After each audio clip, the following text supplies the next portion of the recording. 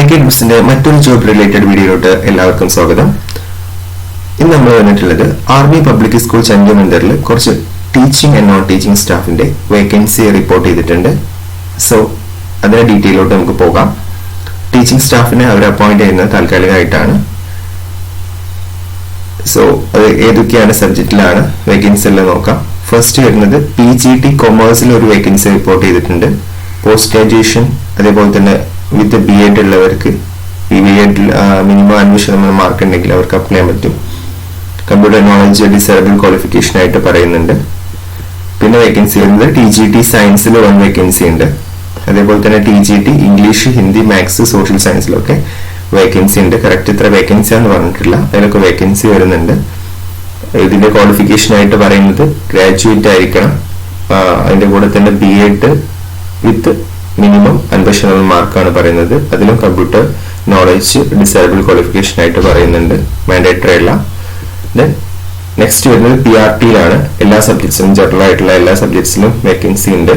അതിന്റെയും correct vacancy എത്രയാണെന്നുള്ളത് prepare ചെയ്തിട്ടില്ല. So അതിന്റെ qualification ആയിട്ട് വരുന്നത് ഗ്രാജുവേറ്റ്സ് തന്നെയാണ്. റെസ്പെക്റ്റീവ് സബ്ജക്ട്സിൽ ഗ്രാജുവേറ്റ് ആയിരിക്കണം വിത്ത് 2 year diploma in elementary education. Elementary education അല്ലെങ്കിൽ BEdോ 50% മാർക്കോട് കൂടി പാസ്സായവർക്കാണ് ഇതിന് അപ്ലൈ ചെയ്യാൻ വേണ്ടി പറ്റുക. കമ്പ്യൂട്ടർ അപ്ലിക്കേഷൻ അല്ലെങ്കിൽ കമ്പ്യൂട്ടർ നോളജ് ഡിസേബിൾ ക്വാളിഫിക്കേഷൻ ആയിട്ട് പറയുന്നു. നെക്സ്റ്റ് വരുന്നത് സ്പോർട്സ് കോച്ചാണ്. സ്പോർട്സ് കോച്ചിൽ yoga, hockey, football and volleyball ആണ്. ഓരോന്നിനും ഓരോ വേക്കൻസിയാണ്, ഓരോ സബ്ജക്ട്സിനും ഓരോ വേക്കൻസിയാണ് ഉള്ളത്. ഗ്രാജുവേറ്റ് ആയിരിക്കണം ആ ഒരു സബ്ജക്ട്സിൽ, ആ ഒരു ഫീൽഡിൽ ഗ്രാജുവേറ്റ് ആയിരിക്കണം. അതേപോലെ തന്നെ അല്ലെങ്കിൽ എന്ത് ചെയ്യണം, റെക്കഗ്നൈസ്ഡ് യൂണിവേഴ്സിറ്റിയിൽ നിന്നും ഡിപ്ലോമ ഉണ്ടായാലും മതി. കോച്ചിങ് ഡിപ്ലോമ, SAI, അതേപോലെ NS, NIS പോലുള്ള കോച്ചിങ് ഡിപ്ലോമ ഏതെങ്കിലും ഓർഗനൈസ്ഡ് ആയിട്ടുള്ള യൂണിവേഴ്സിറ്റി എന്നുണ്ടെങ്കിൽ നിങ്ങൾക്ക് അതിന് അപ്ലൈ ചെയ്യാൻ വേണ്ടി പറ്റും. അതേപോലെ മറ്റൊരു വേക്കൻസി വരുന്നത് പ്രീ പ്രൈമറി ടീച്ചേഴ്സ് ആണ്. അതിൽ 25 വേക്കൻസി വരുന്നുണ്ട്. നമ്മൾ +2 പാസ്സായിരിക്കണം വിത്ത് മിനിമം 50% മാർക്ക്. അതേപോലെ തന്നെ നമുക്ക് എന്തായിരിക്കണം,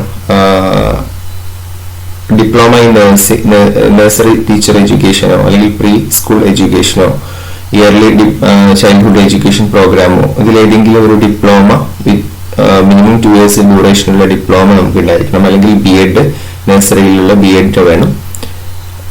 എന്നാൽ നമുക്ക് ഇതിന് അപ്ലൈ ചെയ്യാൻ വേണ്ടി പറ്റും. Graduation any field disable qualification ആയിട്ട് പറയുന്നുണ്ട്. 25 വേക്കൻസി ഉണ്ട്. അടുത്തൊരു വേക്കൻസി വരുന്നത് പ്രീ പ്രൈമറി കോർഡിനേറ്റർ എന്ന് പറഞ്ഞിട്ടുള്ള പോസ്റ്റിലോട്ടാണ്. ഒരു വേക്കൻസിയാണ് റിപ്പോർട്ട് ചെയ്തിട്ടുള്ളത്. ഗ്രാജുവേഷൻ ആണ് വിത്ത് 2 year diploma in elementary education അല്ലെങ്കിൽ BEdൽ ഉണ്ടെങ്കിൽ അവർക്ക് അപ്ലൈ ചെയ്യാം. മിനിമം 50% മാർക്ക് വേണം. കമ്പ്യൂട്ടർ നോളജ് ഡിസേബിൾ ക്വാളിഫിക്കേഷൻ ആയിട്ട് പറയുന്നു. ഇത്രയാണ് ടീച്ചിങ് സ്റ്റാഫ് വേക്കൻസിയിൽ വരുന്നത്. നെക്സ്റ്റ് ഇനി നോൺ ടീച്ചിങ്ങിൽ വരുമ്പോൾ അപ്പോയിന്റ്മെന്റ് വരുന്നത് 3 yearsലോട്ടാണ്. 3 years ടേമിലോട്ടാണ് അപ്പോയിന്റ്മെന്റ് വരുന്നത്. അഡ്മിനിസ്ട്രേറ്റീവ് സ്റ്റാഫിനെയാണ് ആവശ്യം. അതിൽ ഫസ്റ്റ് വരുന്നത് സൂപ്പർവൈസർ അഡ്മിനിസ്ട്രേഷൻ ആണ്. എക്സ് സർവീസ് മാൻ ആണെന്നുണ്ടെങ്കിൽ മുൻഗണനയുണ്ട്, എല്ലാത്തവർക്കും അപ്ലൈ ചെയ്യാം. ഒരു വേക്കൻസി ആണുള്ളത്. ഗ്രാജുവേറ്റ് അല്ലെങ്കിൽ 15 years സർവീസ് ഇൻ ഡിഫൻസ് ഉണ്ടെങ്കിൽ അപ്ലൈ ആവുന്നതാണ്. കമ്പ്യൂട്ടർ ലിറ്ററസി വേണം. MS ഓഫീസിലൊക്കെ നല്ല പരിചയം ഉണ്ടായിരിക്കണം. അതേപോലെ തന്നെ ഡോക്യുമെന്റ്സ് ഒക്കെ ഹാൻഡിൽ ചെയ്യാനുള്ള കഴിവ് ഒക്കെ ഉണ്ടായിരിക്കണം എന്നുള്ളതാണ് പറയുന്നത്. ദെൻ അടുത്തൊരു LDC ആണ്, ലോ ഡിവിഷൻ ക്ലർക്ക് ആണ്. എക്സ് സർവീസ് മാൻ മാത്രമേ അപ്ലൈ ചെയ്യാൻ പറ്റുള്ളൂ. 3 വേക്കൻസി ആണുള്ളത്. ഗ്രാജുവേറ്റ്സ് ആയിരിക്കണം അല്ലെങ്കിൽ 10 years ഉണ്ടായിരിക്കണം. സർവീസ് ആസ് എ ക്ലർക്ക് ആയിട്ട് സർവീസ് ഉണ്ടായിരിക്കണം 10 years. കമ്പ്യൂട്ടർ നോളജും അത്യാവശ്യമാണ്. ഡിസേബിൾ ആയിട്ടുള്ള ക്വാളിഫിക്കേഷൻ ആയിട്ട് ഇത് പറയുന്നുണ്ട്. ദെൻ നെക്സ്റ്റ് വരുന്നത് ഡ്രൈവർ ആണ്. അതായത് എക്സ് സർവീസ് മാന് മുൻഗണനയുണ്ട്, അല്ലാത്തവർക്ക് അപ്ലൈ ചെയ്യാം. ഒരു വേക്കൻസി ആണുള്ളത്. പിന്നെ 10th class ആണ് യോഗ്യത. With good health and eyesight ഒക്കെയാണ് അതിൽ വരുന്നത്. അതേപോലെ തന്നെ ഹെവി വെഹിക്കിൾ ഡ്രൈവിംഗ് ലൈസൻസും വേണം. ദെൻ അടുത്തൊരു വേക്കൻസി വരുന്നത് റിസപ്ഷനിസ്റ്റ് ആയിട്ടാണ്. ഒരു വേക്കൻസി. ഗ്രാജുവേറ്റ് ആയിരിക്കണം വിത്ത് ഗുഡ് കമ്മ്യൂണിക്കേഷൻ സ്കില്ലാണ് പറയുന്നത്. അതേപോലെ കമ്പ്യൂട്ടർ നോളജും ഉണ്ടായിരിക്കണം. ഏജ് ലിമിറ്റ് വരുന്നത് 40 years ആണ്. അതേപോലെ തന്നെ എക്സ് സർവീസ് മാൻ ഒക്കെ ആണെന്നുണ്ടെങ്കിൽ കാൻഡിഡേറ്റ്സിനാണെങ്കിൽ 57 വയസ്സ് വരെയുള്ള ആ ഒരു റിലാക്സേഷൻ ഉണ്ട്. 57 വയസ്സിന്റെ താഴെയുള്ളവർക്ക് അപ്ലൈ ആവുന്നതാണ്. ഇനി നമുക്കത് എങ്ങനെ അപ്ലൈ ചെയ്യാൻ നോക്കാം. ഇവരുടെ ഒഫീഷ്യൽ വെബ്സൈറ്റ് വഴിയാണ് നമ്മൾ അപ്ലൈ ചെയ്യേണ്ടത്. www.aps chandimandir.in എന്ന് പറയുന്ന വെബ്സൈറ്റ് പോയിട്ട് വർക്ക് വിത്ത് അസ് എന്ന് പറയുന്ന ഒരു ഓപ്ഷൻ നിങ്ങൾക്ക് അവിടെ കാണാൻ പറ്റും. അത് ക്ലിക്ക് ചെയ്തിട്ടാണ് നമ്മൾ ഇതിന് അപ്ലൈ ചെയ്യേണ്ടത്. അപ്ലൈ ചെയ്യുന്ന സമയത്ത് എന്തെങ്കിലും ഡൗട്ട്സ് ഉണ്ടെങ്കിൽ നിങ്ങൾക്ക് കോൺടാക്ട് ചെയ്യാവുന്നതാണ്. നമ്മളിതിന് ഒരു സർട്ടിഫിക്കറ്റ് പ്രോസസിംഗ് ഫീ ആയിട്ട് ഒരു 250 രൂപ നമുക്ക് അപ്ലിക്കേഷൻ ഫീ ആയിട്ട് നമ്മൾ അടയ്ക്കേണ്ടതായിട്ടുണ്ട്. ഓൺലൈനായിട്ട് അടിച്ചാൽ മതി. അതിന് ലാസ്റ്റ് ഡേറ്റ് വരുന്നത് മെയ് 5-ാം തീയതിയാണ്. അപ്പോൾ അതിൻ്റെ ബാക്കി കാര്യങ്ങൾ എങ്ങനെയാണെന്നുള്ളത് നമുക്ക് താഴെ നോക്കാം.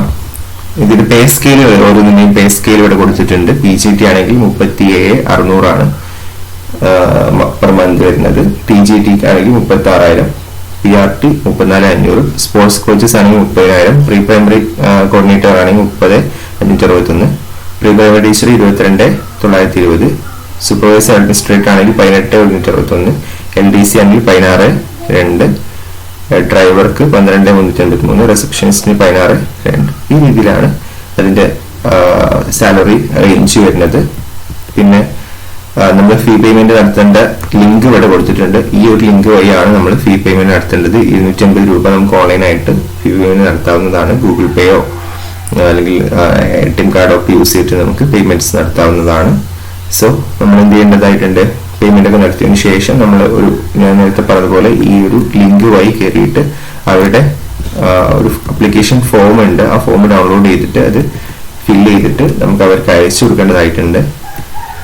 അയച്ചു കൊടുക്കേണ്ട അഡ്രസ് എന്ന് പറയുന്നത് നമ്മുടെ ഈ ഒരു അഡ്രസ്സാണ്. Army public house, Chandimandir camp, district Panchkula, Haryana എന്ന് പറയുന്ന ഈ ഒരു അഡ്രസ് വിത്ത് ഈ പിൻ നമ്പർ കൂടി ആയിട്ടുള്ള ഇതിലോട്ടാണ് നമ്മൾ അപ്ലിക്കേഷൻ അയച്ചു കൊടുക്കേണ്ടത്.